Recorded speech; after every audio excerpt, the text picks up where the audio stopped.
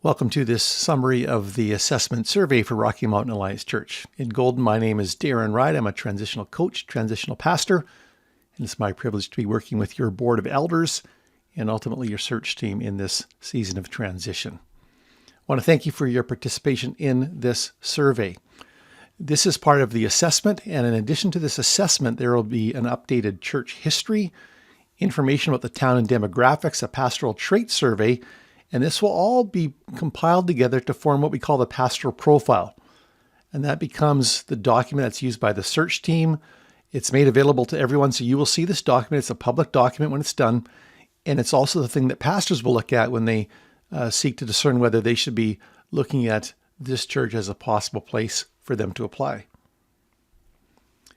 There are 28 surveys submitted, including 2 done by couples. So the surveys cover at least 30 people, with a breakdown of 16 females and 10 males and the 2 couples. 43% were members, 57% were not members. Of those who did the survey, 92% have come from another church, and 8% this is their first church. 93% came as believers, and 7% came to faith here. One of the questions, question 1 with the chart here, is how long you've been attending, and you can see that more than half of the people have actually been attending between 2 and 9 years. So that's a significant chunk of people who've arrived over the last several years, and that's generally a good sign. And you also have some longer-term members to give some depth and history and perspective. So this is not a bad breakdown. The age groups. So you got the spectrum. It's interesting. You got the big dip in the 50s. Last couple of years, I was in Invermere doing a transitional pastorate there, and we saw the same thing where there was this gap of people in their 50s for whatever the reason. It wasn't town demographics in our case, so I'm not sure yet what the issue is here, but that's the gap. But you have a spectrum apart from that of those who did the survey. So you've got things well covered in the generations, and then the 30s and 40s combined are getting close to half. So I'd say, the ones who did the survey, looks like about half were 40s and under and half were 50s and above. Question is about ministry involvement, including before COVID. What was or is your ministry involvement? And you see the vast majority were not or are not involved in ministry. A handful involved in one ministry area and a handful in another. And this is a theme that comes up a little bit throughout the survey, that there is a sense of just a little bit too few hands on deck. Although, again, in the season of COVID, it's hard to know, how you took this question, whether you were answering for the current reality. The weekly gatherings are meaningful to me. Very, very high response here, very high agreement. And a lot of these questions had a place for comments. And where there were comments that had some kind of a trend or several, more than one, saying the same thing, then I would summarize and collate the comments here. And really the big comment that showed up after that question was just the sense of people missing the fellowship and really desiring to get back together again. We have a clear strategy to impact our community. Pretty even split here, especially when you add the not sures to the disagrees, because if it's clear, you would be sure. So we have to say it leans towards not being clear. And this is not unusual. There was an understanding of the larger ministry of the church, the general mission, but what this church in particular specifically is called to is unclear. That's very common.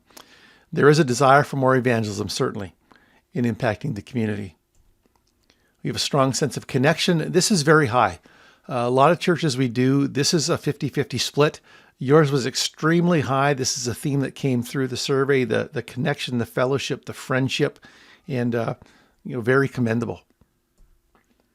There is a desire, despite that connection, a desire for more connection, small groups and other ways to connect. So this is a church that definitely the people like to get together. Being equipped for ministry. A bit of a split on this one, leaning towards the agree. We have a clear vision of our church's unique role. A bit of a split on this, again, leaning towards disagree, especially when we add the not sure, because again, the question is about clarity and, what is this church uniquely called to be and do? Several comments here. that kind of clustered together, there was significant uncertainty about the unique role of the church. There's, again, a sense of the general vision, but not what's unique here.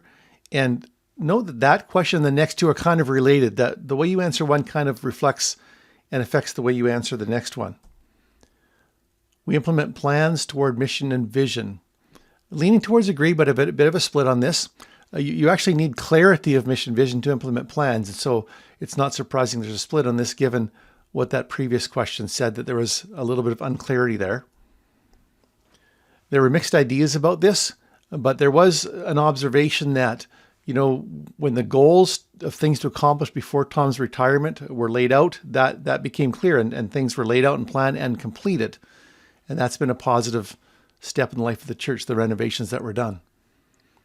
We have an effective organizational structure that helps us to move towards those plans, etc. A split on this one, again, adding the not sures to the disagree is often a way to do that. But I would say in this case, it does a little bit towards the agree that there is an organizational structure that seems to be working in some measure. But a recognition, again, another sub-theme, there's some committed individuals and a hardworking pastor, but just a little bit too few hands on deck. Clear understanding of the role of elders. Yes, there seems to be some clarity about what elders are and do. Clear understanding of the role of pastors. Yes, there seems to be clarity about that. Comment here was that the pastor tends to do a lot of things, covering the bases when there's a shortage of workers, maybe doing things a regular pastor or another pastor might not, and a clear recognition that there is a need for a larger team. Are there many opportunities for ministry involvement? Yes, there clearly is, and there's a recognition by people that the opportunities exist both inside and outside the church. Ministry just means service and representing Jesus, and that can happen inside or outside the church. We have an effective prayer emphasis. A significant number not sures, but leaning towards agree overall, and an observation, a recognition that there are groups and individuals who pray and encourage prayer. And so typically, if you're involved in that, you might see that, yes, there is an effective prayer ministry. If you're not, you might not know about it or might rate things a little differently. Our current facilities are adequate for our current and future needs. Strong agreement here. And certainly for the current needs, especially since the upgrades, that given the present reality, even thinking, post-COVID when you can meet, this church is in pretty good shape facilities-wise. Greatest strengths. There was just a lot of comments here, a lot of, really passion involved in these responses, the sense of community and friendliness, the diversity of the church and the youthfulness, and really, I would just say energy was really, one of the themes that came through that. The greatest need is just, getting back together. That showed up a lot of places. There's a wide variety of programs and ministries desired, and a recognition that in this season, in the life of the church, in our culture and everything else, we need strong leadership. Let me just take a step back to that second bullet and make an observation that in a church of this size, you need to focus.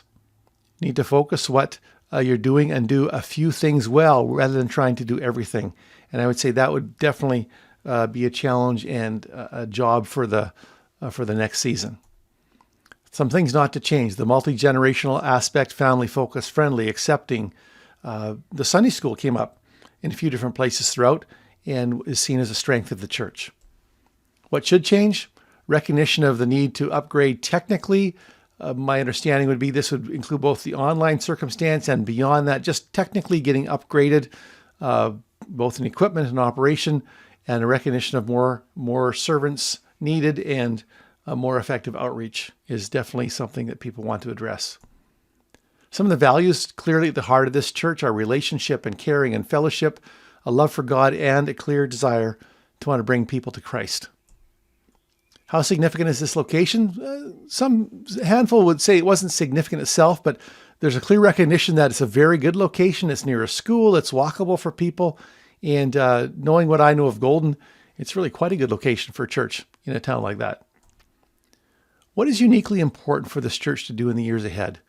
A lot about youth ministry, the need to reach the youth and engage the youth, a desire for creative ways of serving and reaching the seasonal residents, the ski crowd, just recognizing the context you're in and ministering accordingly, and collaborating with other churches, perhaps in some of these things. This was a dream question, kind of, looking ahead, things are clicking along as they ought. There's a new pastor in place in a few years. What does it look like?